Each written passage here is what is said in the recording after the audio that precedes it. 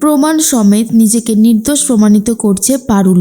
সম্পূর্ণ জানতে ভিডিওটিতে একটি লাইক করে দেখতে থাকো। গল্পের শুরুতেই দেখা যায় পারুলকে রাস্তা থেকে বাইকে ওঠার জন্য বলতে থাকে রায়ান। আর পারুল তখন বলে, আমি তোর বাইকে কোনোভাবেই যাব না, তুই যা না চলে। কেন তুই আমার জন্য অপেক্ষা করছিস বলতো? রায়ান তখন বলে, শোন জন্তু, তুই না এত জেদ করবি না, যেটা বলছি সেটা কর। বলছি বস পেছনে।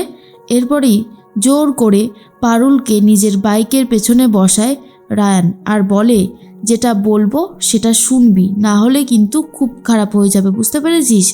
সব সময় শুধু নিজের মন যা চাইবে তাই করবি, তাই না? কিন্তু সেটা হবে না। এরপরেই পারুল মনে মনে ভাবে, রায়ান আমাকে কেন এত ভালোবাসে? ওর এই ভালোবাসাটা দেখে মনে হয় ও যেন সত্যি আমাকে কতই না ভালোবাসে, আমার সাথে থাকতে চায়। কিন্তু না, ও তো ভালোবাসে ওই মহুল বিটিটাকে। ওই বিটিটাকে দেখার ইচ্ছা আমার অনেক দিন থেকেই, কিন্তু কোনোভাবেই সুযোগ হয়ে উঠছে না। কোনো না কোনোভাবে ঠিক গণ্ডগোল হয়ে যাচ্ছে। তবে দেখা তো আমি করেই ছাড়বো, দেখি রায়ান কি করে এই দেখাটা আটকাতে পারে।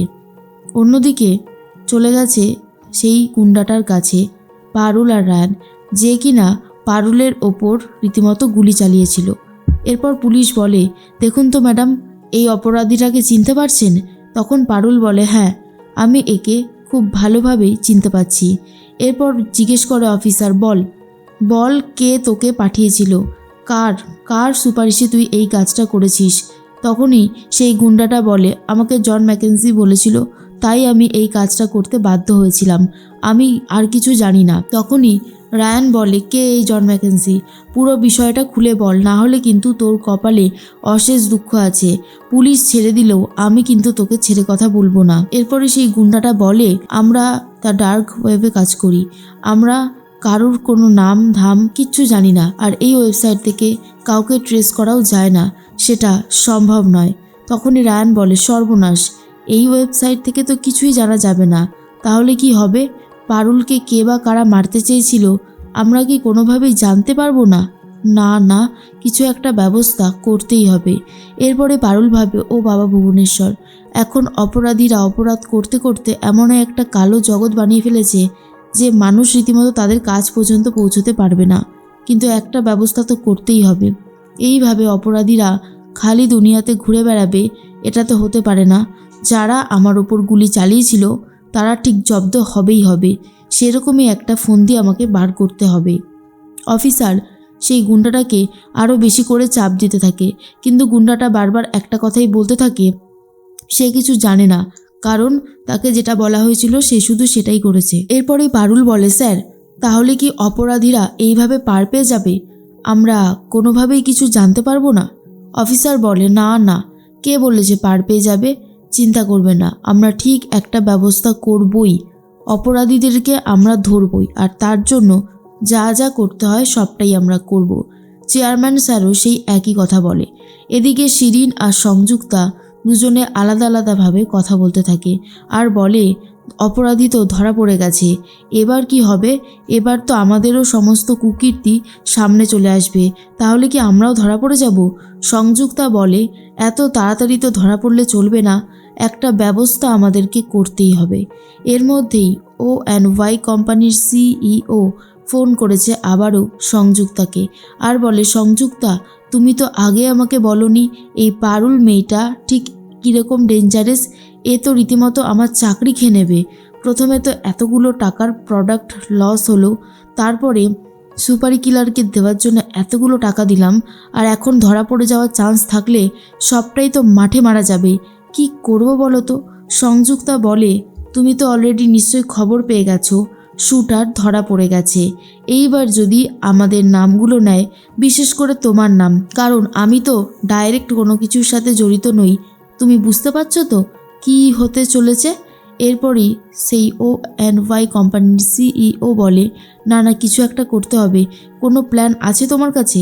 সংযুক্তা বলে, একটা প্ল্যান আছে, ওদের বন্ধুকে ওদেরই ঘায়াল করতে হবে, তাহলেই অনেক বেশি স্মুথ হয়ে যাবে। শোনো, তোমাকে বলে দিচ্ছি। এরপর সংযুক্তা ঠিক বলে দেয় কি করতে হবে। এর মধ্যেই দেখা যায় মল্লার রেডি হয়ে বেরোতে যাবে।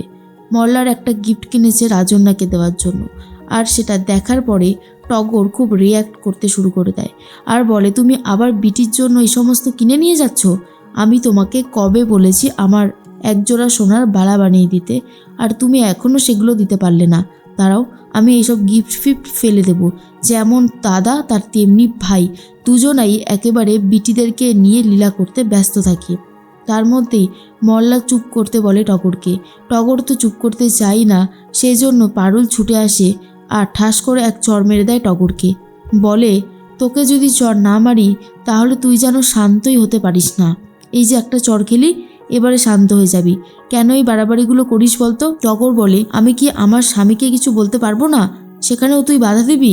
তখনই পারুল বলে, না বাধা দিব না, কিন্তু তুই যদি নর্মাল কথা বলিস তাহলে কিছু বলতাম না। তুই এইরকমভাবে মল্লারকে জোর করতে পারিস না, কথাটা ভালো করে মাথায় রাখবি। মল্লারের যোগ্য হয়ে দেখা, তারপর তো এগুলো করবি। টগর আর কিছু বলতে পারে না। এরপরেই পারুল, মল্লার আর রায়ান তিনজন মিলে অফিসের উদ্দেশ্যে রওনা দিয়ে দেয়।